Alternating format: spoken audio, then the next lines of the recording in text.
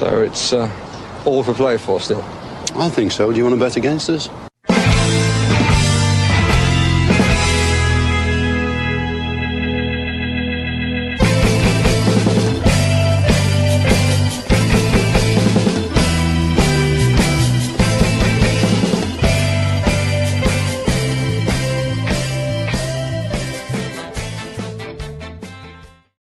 Hello, Aston Villa fans, and welcome to For the Love of Paul McGrath podcast, and a different For the Love of Paul McGrath podcast, because no, I have not gone into the witness protection program and shaved off my beard, contrary to popular belief.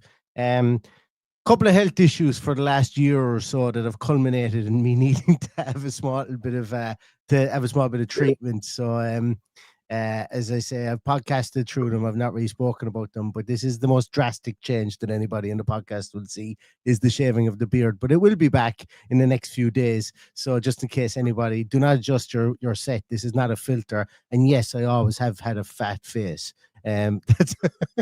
I always have. That's why I have the beard, is to hide my lack of chin and fat face. So get that one out of the way early. But Paddy, I'm delighted to have you back on the podcast anyway, because it's been a while since we've spoken, really. And look, Villa's fortunes haven't turned up since then, I think.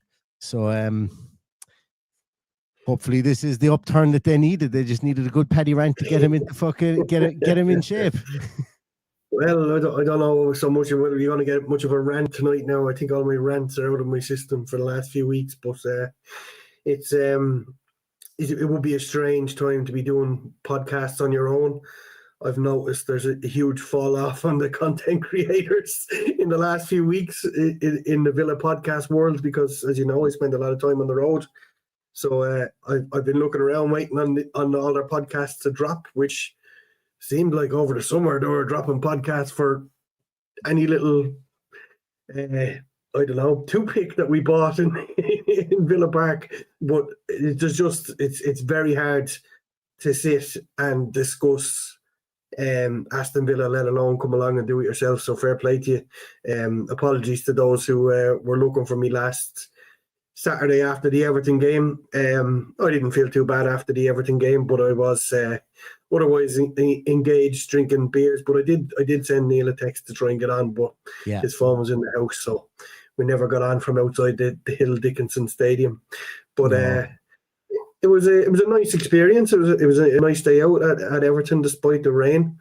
Did get a little bit wet trying to get in and get out of there, but the sun shone during the match when I had a roof over my head, but then on the way in and the way out, it pissed rain. So it feels a bit like how Villa are playing football at the moment. You know, it's just like one of those Snoopy moments where the rain is following us around, the dark clouds are following us around.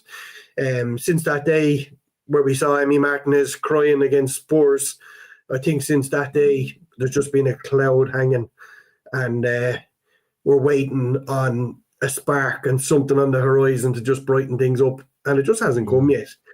No matter how you look at it, albeit happy enough with the point. I think it was a good point against Everton, given our performance. I think it was a good point against Newcastle for the same reason. But hard to see where the goals are going to come from. Little bit worrying, little bit nervous and tetchy about every game that's on the horizon. We got a goal the other night. A lot of people said it was a fluky goal. I actually thought he caught the keeper completely unawares, waiting on him to take it back onto his left foot, but he just put his right foot through it and got something out of it. So fair play to him. It's good to see him off the mark and on the pitch, more importantly, and he will grow into a decent footballer for us. A lot of things gone wrong around the place. A lot of players not performing, and they know who they are, because I've no doubt that our manager is on at them each and every day, telling them how to improve and telling them what to do and what not to do. So we'll just have to wait and see what. We know. I don't think it'll take a mad scientist to work out that. I certainly don't want to do an Emery out, and some of the stuff I read online is absolute bonkers. Getting the manager out, as you can see with Spurs, as you can see with Forest, as you can see with Everton, as you can see with Manchester United, it's not the answer. It's not the silver bullet. No. We've got this incredible manager who has done incredible things in his career. Was there going to be a blip? Yeah, of course. Has there been mini blips before this? Yes, there has. So we've just got to live through this. I know it's tough for everybody. It affects everybody in different ways. It affects people's mental health. It's affected my mental health in recent weeks. Just because you've built yourself up into this frenzy of what has been, let's face it, a magical few years, only to have it, like I found last night really, really hard watching Newcastle playing in the Champions League, knowing that but for we would have been there. I found it really, really hard.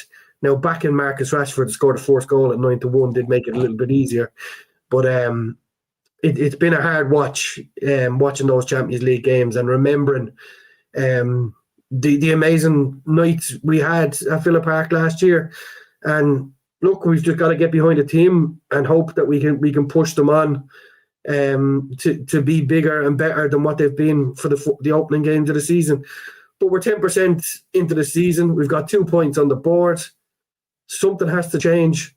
Otherwise, we're playing catch up. Even like it's okay at the moment. People are beating each other around them. So we're within touching distance, even though we've only got 2 points on the board. But 2 points from 10% of the season means we finish on 20% if we keep 20 points if we keep going the way we are. That can't continue. We need to start getting 3 points on the board. They don't have to be brilliant. They just have to get results now.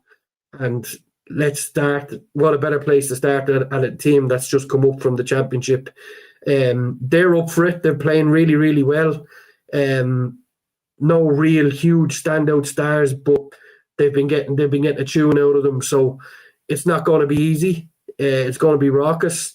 That's a great stadium when it's full. I've been there a couple of times. It really is a great stadium when it's full. So they'll no doubt be up for this.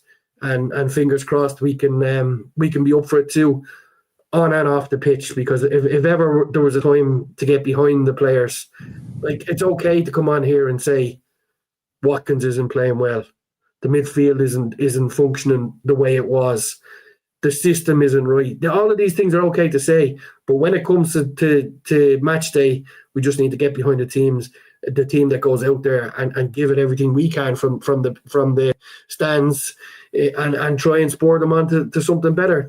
I'm absolutely no doubt in my mind that Morgan Rogers knows he has a great start to the season.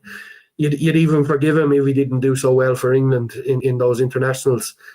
But they know they're not functioning, and it's all about how do we go about rectifying that. So answers on a postcard, please, for the Love of Paul McGrath podcast at whatever gmail.com. Yeah, I'm at a loss to how we make this better. But I've no doubt we've got the right manager at the helm. We may have a reset season. This might be a reset season. I really hope not. I really hope we can function and get back to competing with the big boys again, because it's been a tough watch for a few weeks. And I have to say, culminating with watching Newcastle last night in a full house against Barcelona, everything you ever dreamed of, as was our games last year at Villa Park. So I want us back there next year. I want us competing. I want us winning games. So let's see what the weekend brings us and get behind the team and the manager. Yeah, I agree. I'm going to go on a bit of a tangent here as well, because and look, there's anything I say here is not directed at the people I say it about. It's just about the content, I suppose, that are the points that they're that have been made online. Like you mentioned about some people wanting Emery out. That's fine. Everybody can have that opinion. That's great. I'm also allowed to have a counter opinion to it. I don't dislike anybody because of it, and so on and so forth. I've been very clear in that. I never tell anyone how to be a fan. Like for the Emery side of things, that like it's literally this is the first real speed bump we've hit, and essentially it's not actually the first time that we've gone into a situation where we've been 4 or 5 games without a win under Unai Emery. It's just because it's happened at the start of the season. And it's just because of the lack of goals. And yes, you could say, well, that's a shit situation to be in, because nobody's going to turn around and say that it's not a shit situation to be in. But last year we went through situations whereby we couldn't buy a win, and we ended up going on those streaks. So Unai Emery is a very streaky manager. That's number one. Second of all, I absolutely love Jacob Tanswell and The Athletic. You guys will know I've literally done podcasts specifically on the writings of The Athletic, and I absolutely love it. So this is no way a go at Jacob in any way, shape, or form. But Jacob wrote an article today, and there was two headings there was two tweets that went out that accompanied it, and one of them was to do with the squad age of Aston Villa, and the other one then was to do with the fact that Alex Benito is the chief scout for Aston Villa, and that he has Unai Emery's ear, and that Unai Emery is looking for players that can come in and can work now. So I'm going to start off first of all with the squad age. First of all, Unai Emery has always wanted to play with a squad that's slightly older than the league average. Like, you go back to his time at Sevilla. I look back actually through it, and I can't remember the exact numbers now, and apologies, I'm quite tired at the minute. But bar his Sevilla team, the last Sevilla team that won the Europa League for him, the rest of his teams had some older players in them in pivotal positions. And all you've got to do is look at the Villarreal team that he had in 2020, 2021. Yeah, both his goalkeepers were 30 or above. He had Raul Albiol, 35-year-old, playing centre half. He had Pau Torres, 24-year-old, playing centre half. His two fullbacks were 25 and 29 years of age when the season ended. So what I'm trying to paint here is that, like, it's not news to me that Unai Emery wants an older squad. Actually, you can go back and see the first 2 or 3 podcasts we did when Emery was appointed. I said, do not be surprised if he brings in an older player, someone who's in his 30s, to play in midfield. Do not be surprised if he brings in a centre half that's in his 30s to play in midfield, because it's a very Emery thing to do. It's a very Emery thing to do, to look for that. So that's the first piece. Also, when you go down through the rest of that team, you had the midfield of Etienne Capoue, Vincent Obore, and Francis Coquelin, all 31 years of age or older. You had Danny Parejo, 32 years of age. You had Carlos Bacca playing up top, who was 34 years of age. So, like, it was an older team, even then. All right. So that's the first thing I want to get with. Unai Emery is comfortable playing with older players, and you might say that, yes, that's in the La Liga, we can get away with that. That's fine.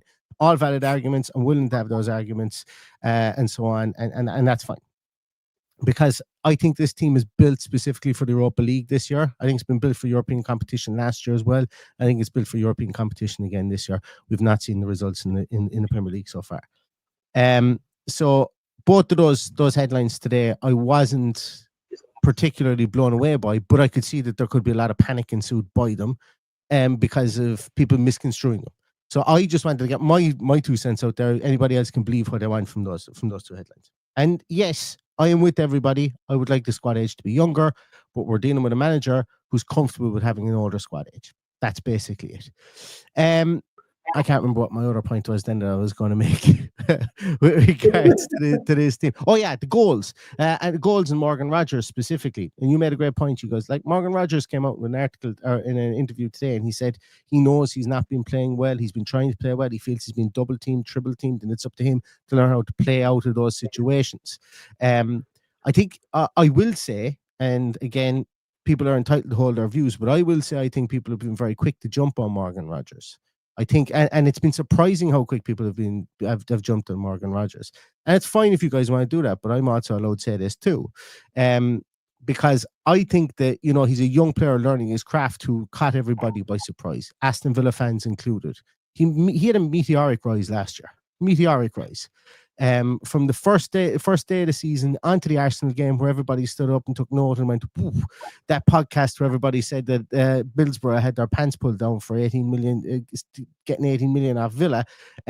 That then was turned completely in its head after that Arsenal game. And then he had a really good run of form up until the end of January. New players came in. He was moved into another position, and he wasn't able to replicate that form from that position. And we're still in this situation here now whereby he's getting more attention, and he's a young player who needs to learn. Like, we talk about Evan Gassand as well, and a lot of players that people talk about Evan Gassand, who is, obviously just come into the league and is learning in the league. He's 24 years of age, and he's desperately raw still at 24 years of age. Whereas Morgan Rogers is the opposite side. Morgan Rogers knows the league now, knows it really well, and has to adapt to his game at the age of 23. So I think that, yes, we're right to expect more from Morgan Rogers, and you should expect more from Morgan Rogers, and everybody should. But I don't subscribe to the whole Morgan Rogers is is not playing well. His head's been turned. That he wants to be at a different club. I just don't subscribe to that yet, because as I say, I think that what he has said in his interview is probably exactly what we're seeing on the field. He's not getting the space. He's not getting the time. He's not getting the freedom that he did before. And he's a marked man, and he needs to learn how to adapt his game to that. And if he doesn't, well, then at the end of the year, he'll be seen as somebody who's fallen off from an output point of view and a productivity point of view. I think. Do you think I'm naive in that, Paddy, or what's your view on it? No, look, the thing about Morgan Rogers is he's had the odd game where he's been non-existent, and that's absolutely fine, because everybody does it. Defenders don't get away with that. Attacking players do. But he's just gone through every game this season differently to what he went through the England game, and I think that's what's really got people's back up. What amazes me is what we were led to believe happened with Emi Martinez, and yet people can sing his name and clap him after the game last Saturday. I was quite surprised, absolutely quite surprised, because a man of my vintage will tell you that football in my day would be completely different. To see players patting him on the back and hugging him and stuff like that leads me to believe that maybe something else went on around that transfer. But he seems to have got a pass, where Morgan Rogers, because of his performance, there doesn't seem to be anything categoric behind the stories for what interest there was in Morgan Rogers. But we've let Emi Martinez completely away with it, which I thought was really strange. But I'm happy to hear that you've said that about Morgan Rogers today, that if he's come out and said that, because if he knows it himself, that's half the battle. But if he's just sailing through it and he's not looking at any comments online, or he's not looking at newspaper articles, then he's got a problem. If he doesn't realise there's something wrong. For a player like him, somebody whose output has got completely through the floor, he'll know it because he's not getting goals and assists even. You know, he's not even creating big chances, and that'll be told to him in the dressing room as well. And Jerry, just to pick up on this, why can he do cheeky flicks and passes with England but can barely control a 5-yard pass for Villa? And once again, in England, he's got players around him that are all very, like, you've got Harry Kane, number one, that you're playing against teams of, like, even if you're playing against Serbia, it's still a lesser team than if you come up against Manchester City. International football is flawed in a lot of ways. You know, it really is, and he can do those flicks because he can get more space, because there's a lot more attention being paid to a Cole Palmer or to a Harry Kane or to a Bukayo Saka, that if somebody's in the center of the field, you can get more time to do that. I think that's just my view on it there as well. But look, he'd love to be doing all those flicks, but as I say, he'd love to be doing it, and he was doing them last year. And I bet you a pound to a penny within the next couple of weeks we will see a different Morgan Rogers, because he's going through a blip, and he's a young man. He's 23 years of age, and he had a meteoric rise. And I know, look, like, I reserve the right to change my mind at the end of the season and go, yeah, maybe it was maybe it was the outlier season that he had last year as opposed to what his actual ability was. But currently, I think, you know, for a young man like that, and an unassuming man, and somebody who doesn't go around with his chest puffed out, you know, he seems to be quite a normal, down to earth kind of guy. That I think it is a blip in the radar so far, and he will build himself up, and Unai Emery certainly will build him back up again. But he's probably the only one. I'm okay with criticism for nearly everybody else in the team, but I find it difficult to go all in on Morgan Rogers for that very fact that there is nuance and circumstance to kind of his downturn at the end of last season, for parts being played in an unfamiliar position. Also didn't get the same amount of ball that he would have got previously as well, because we fed him the ball constantly in the first half of the season, and you know, that allows you to build a rhythm. But there is stuff that he needs to iron out of his games. The sloppy passing, the sloppy control needs to be ironed out of his game in this instance. He needs to deal with the extra pressure that he's getting on the field, and he'll agree. He said that himself, and I was happy to hear him say it too. Just two things with this message that's in there. The Emi Martinez story is completely different. The club tried to sell him. We don't know that for sure. Nobody knows, and I'd like to know exactly what went on. Same as Jacob Ramsey. Yeah, we know that Jacob Ramsey had to go. I don't believe they tried to sell Emi Martinez, but maybe time will tell us differently. Emmy He Martinez's then goes on to brother. say, which is exactly why the team is not playing to the standard we're used to, morale. Now, morale is my biggest concern about what's going on this season. Morale is low, and morale seeps from the stands. Our morale is low.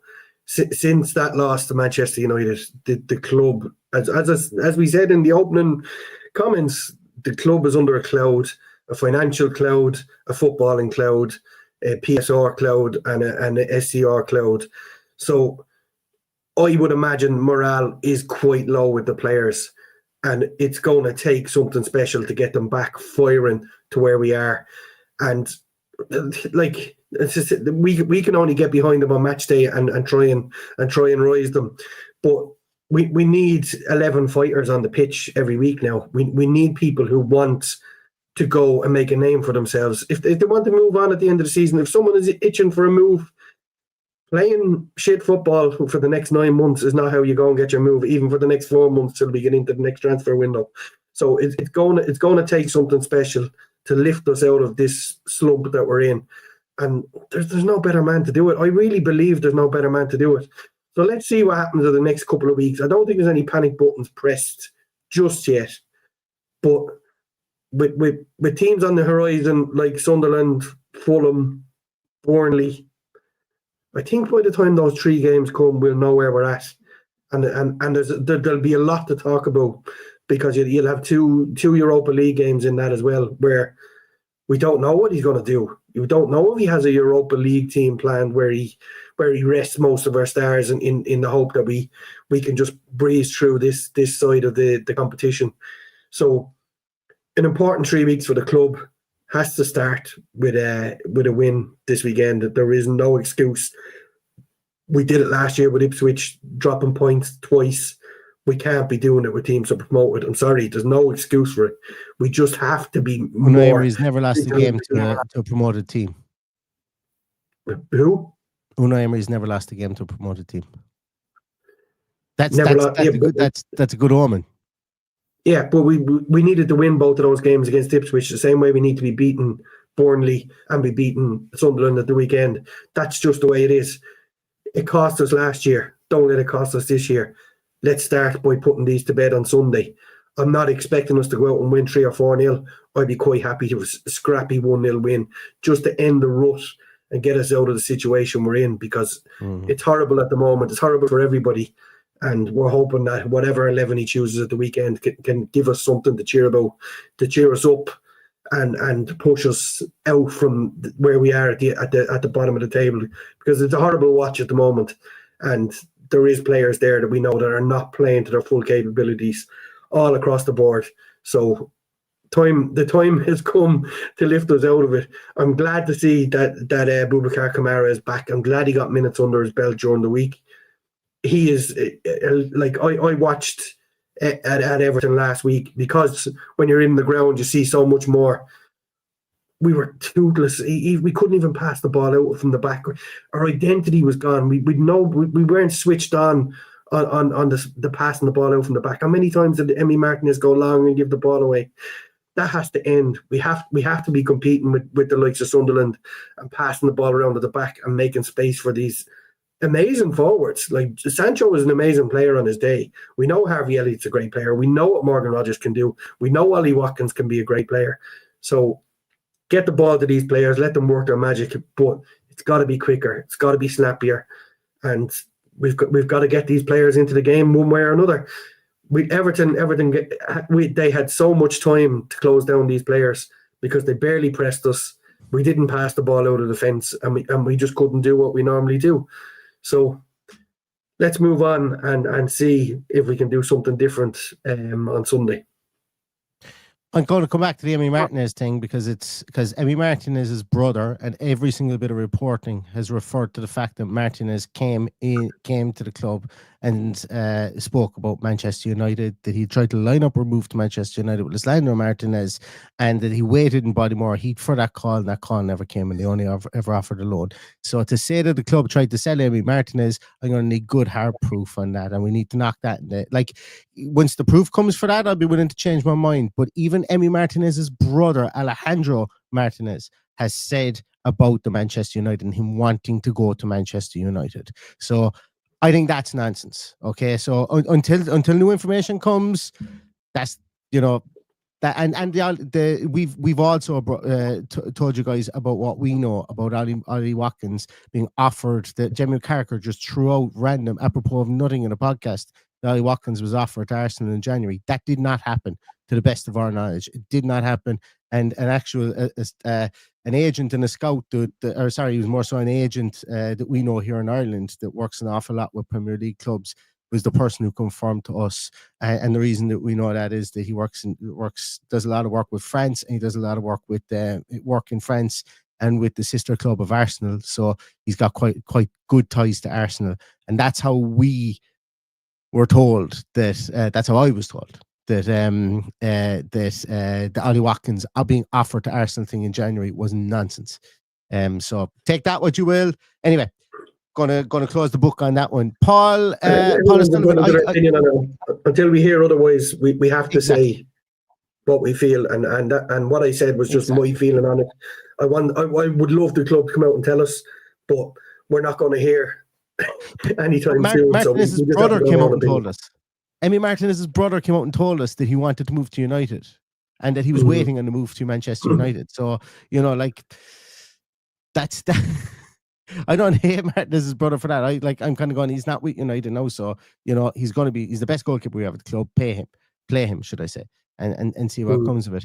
But Paul O'Sullivan mentions about the Joe Smith thing. Paul, I covered that, I think, in the after Brentford game, or was the after the Everton game, exactly the same thing. I disagree in a lot of ways. Players are professionals. You mentioned that they're sick of going through 3-hour meetings. If you're sick of going through 3-hour meetings in any job, then go find another job, is my kind of view on it. But I understand where you're coming from on it.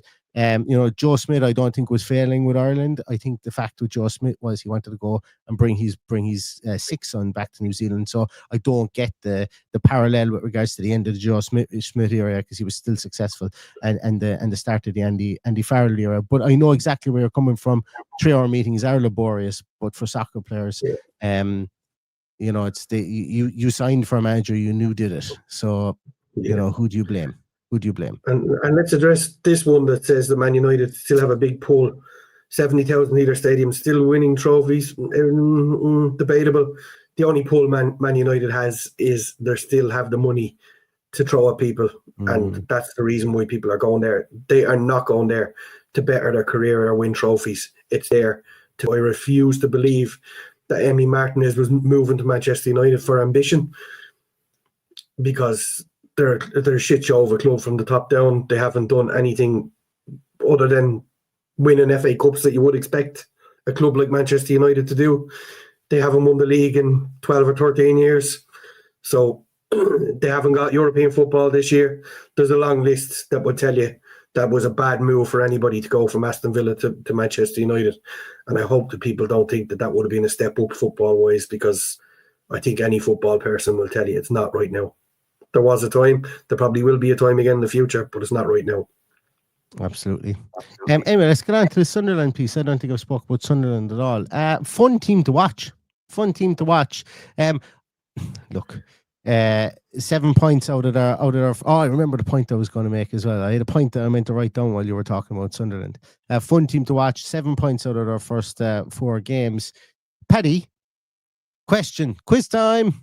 Paddy, how long in the Premier League this season have Sunderland been in the lead in their games cumulatively through the whole lot of the games they've played? How many cumulative minutes? Did you see that list today?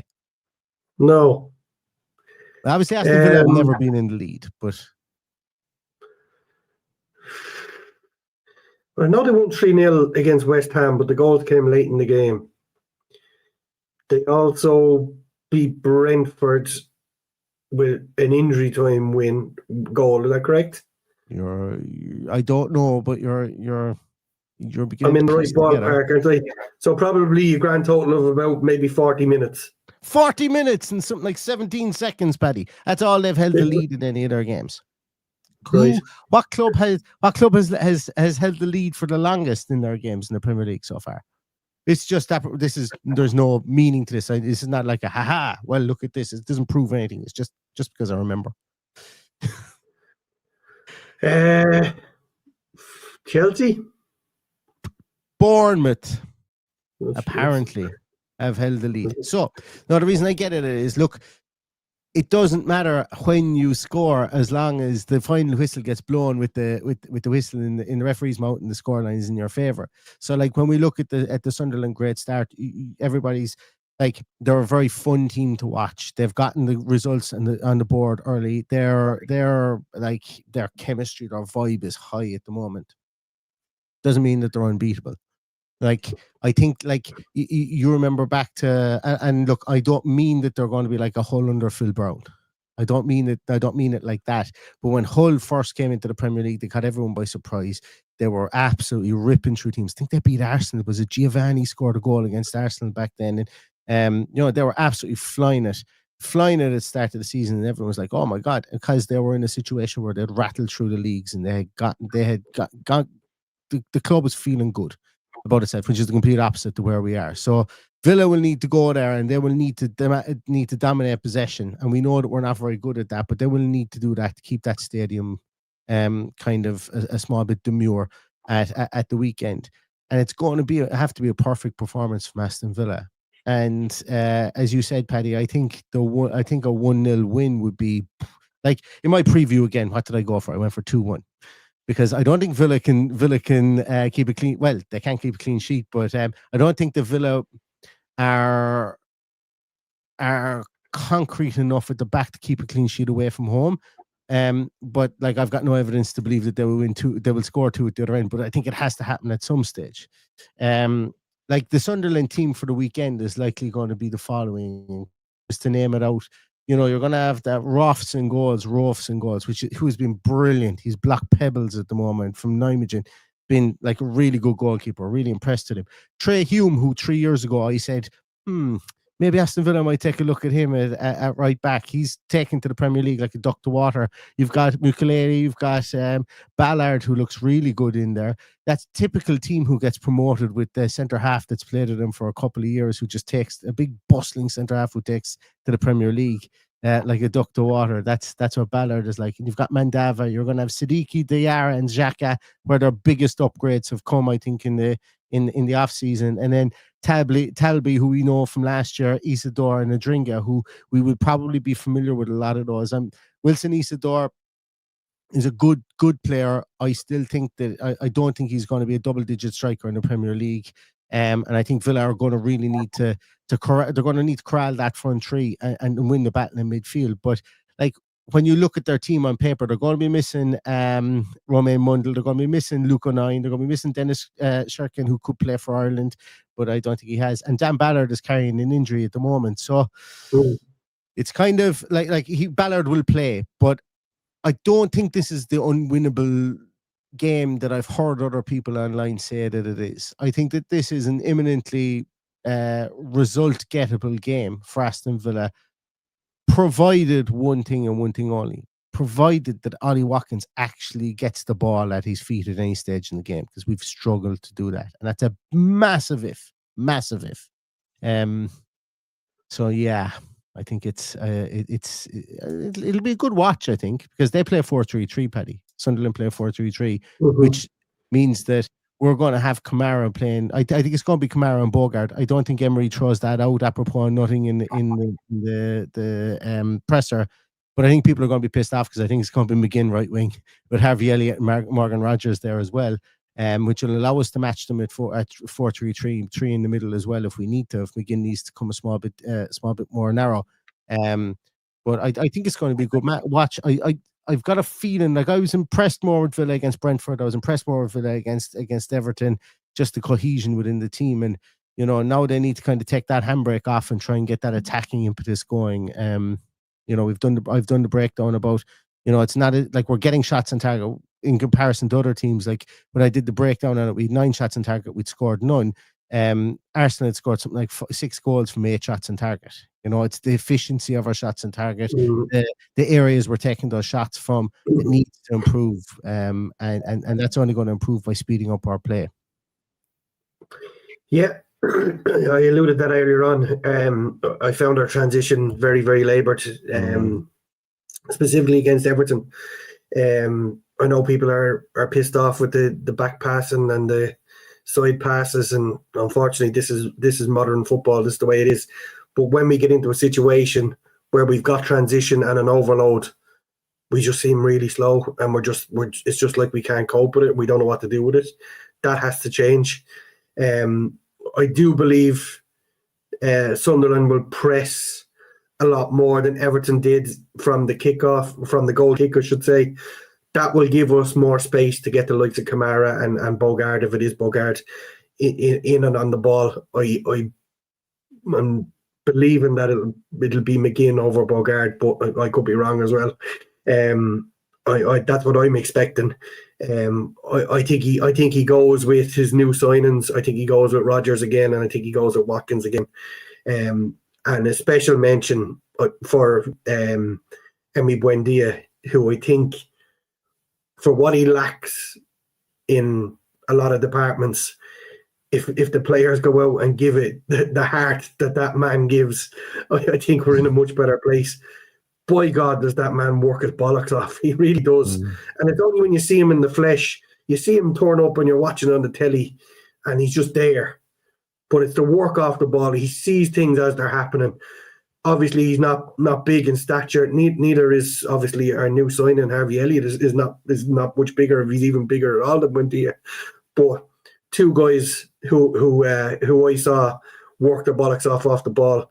We need more of it. We need more people putting their way around. Rodgers did it a lot last year. I didn't see him do it against Everton this year. So I'm hoping we see a lot more of that. Maybe he's been told to conserve his energy for attack. Who knows? Who knows what goes on behind closed doors?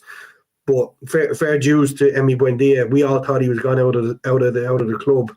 Yes, he's still in and around the team and doing the best he possibly can. I'm not saying he's our best player on the pitch, but he's doing the best he possibly can with the talent he has to keep himself in there. So fair play to him. But I expect McGinn to play alongside Kamara. I think that will work better. And I want to see Rodgers, Sancho and Harvey Elliott behind Watkins. That's what I want to see. I think that has people on the back foot. I think that's one that will worry people. And Sancho has the ability to turn players inside out. So let's get him more on the ball to free up Rodgers a little bit more. And maybe Rodgers plays that killer pass into Watkins or to the edge of the box to Harvey Elliott to take one of his lovely sweet goals that we've seen over the years. Paddy, would you be happy if it was a Kamara Bogard or a Kamara McGinn midfield with Bogard at right back? Or do you think the days of Bogard playing right back now are gone? I think they're gone. I think the only way we see Bogard at right back is in an injury situation. We have to play the specialised players we have there. We know we've got an injury in Garcia. So is he the backup right back? Yeah, he probably is. Is he capable of doing it? We've seen him doing it. We've seen him do it very well. We've seen him being very comfortable. We've also seen him on the back foot, and he's not comfortable on the back foot in that position. He's an excellent footballer.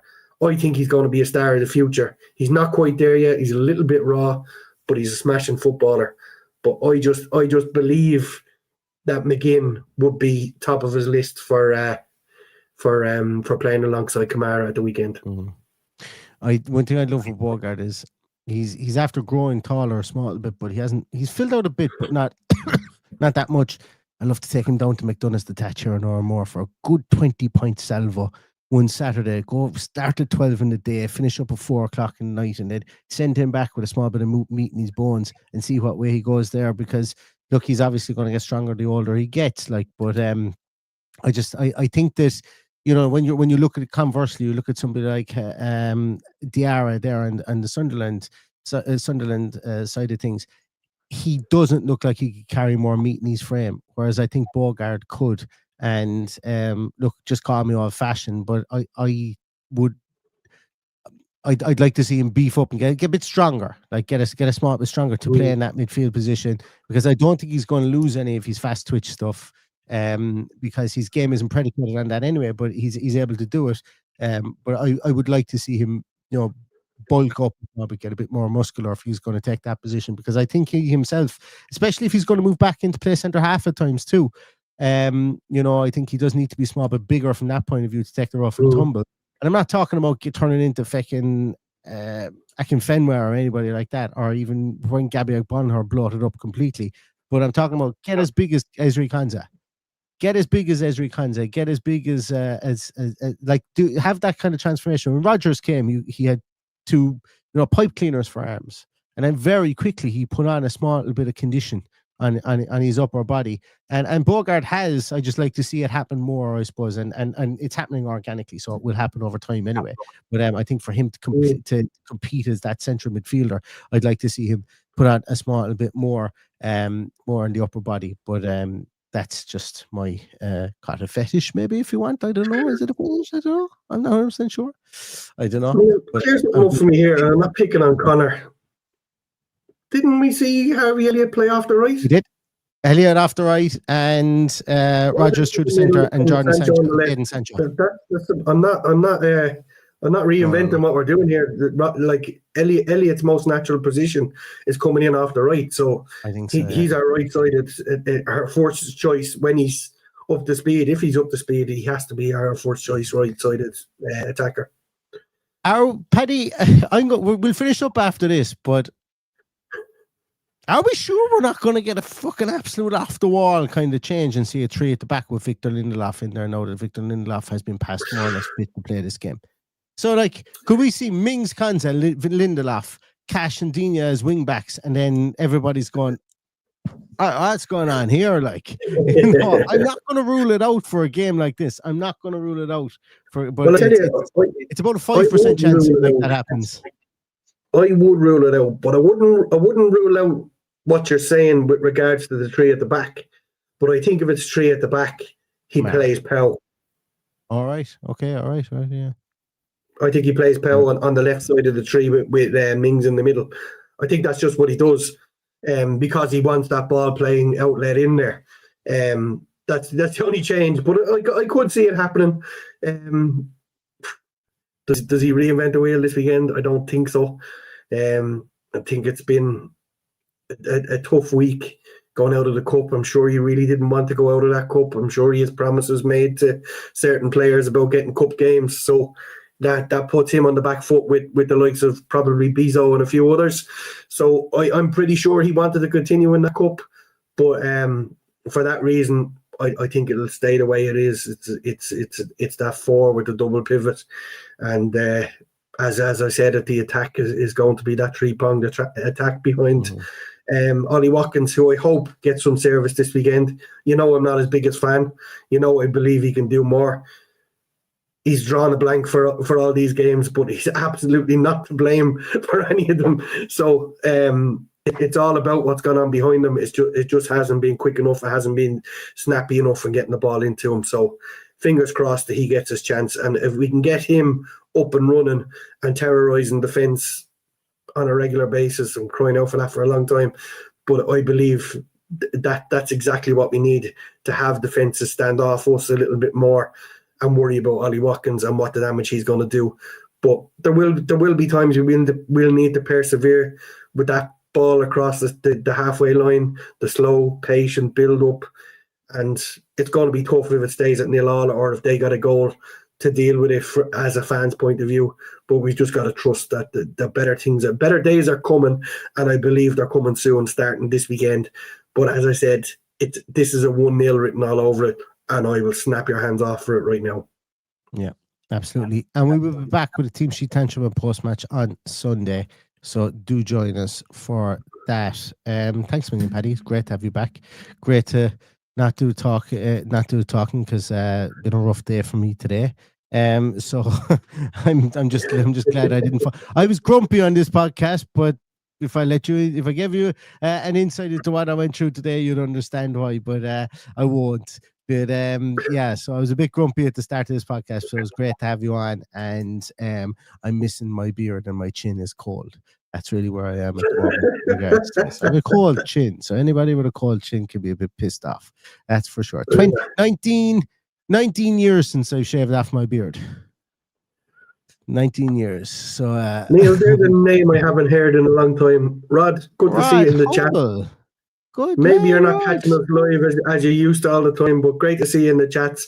There will be a post-match pod on Sunday. I unfortunately have a team playing a match that I need to manage, but if Neil wants to wait a bit later till I get on, so be it. But we'll worry about that on Sunday. But if we win, we'll do 5 post-match podcasts. If we win, we will do. I'll do them on the hour every hour until midnight if needs be.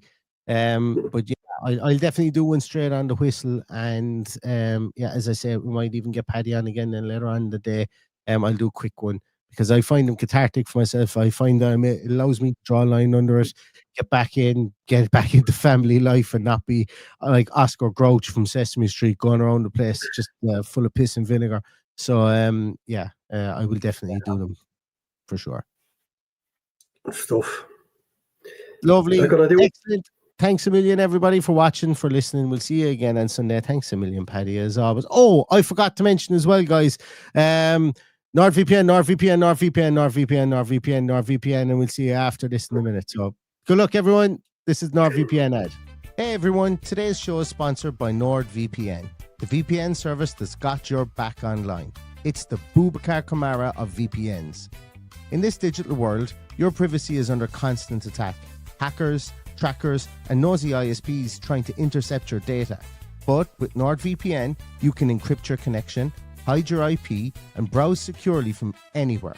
Whether you're streaming your favorite shows, working on public Wi-Fi, or accessing content from abroad, NordVPN's lightning-fast servers ensure no buffering or slowdowns.